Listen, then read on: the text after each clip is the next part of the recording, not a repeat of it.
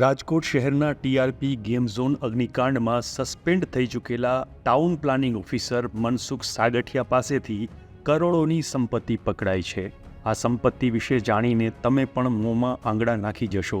કુલ કેટલી સંપત્તિ આ તંત્ર પર કલંક લગાવનાર અધિકારી પાસેથી મળી આવી છે એની વાત કરીએ આ વિડીયોમાં।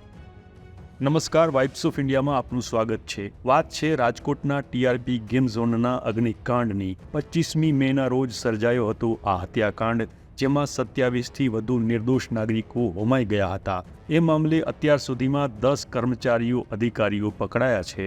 એમાં એન્ટી કરપ્શન બ્યુરોએ આરોપી ટીપીઓ મનસુખ સાગઠિયાની તપાસ કરી હતી। આ તપાસમાં એની ઓફિસના સીલ ખોલીને સર્ચ કરવામાં આવતા 5.5 કરોડ રૂપિયાની રોકડ અને 22 કિલો સોનાના દાગીના અને લગડીઓ સહિત કુલ 18 કરોડની મત્તા મળી આવી। સોમવારે હાથ ધરાયેલી તપાસ બાદ એસીબીએ સાગઠિયા વિરુદ્ધ વધુ 2 ગુના દાખલ કર્યા હતા।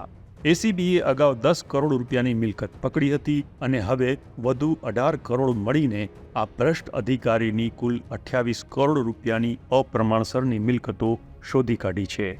રાજકોટના ઇતિહાસમાં કોઈ ભ્રષ્ટ અને ક્લાસ 1 અધિકારી પાસેથી મળેલી આ સૌથી વધુ મિલકતો છે।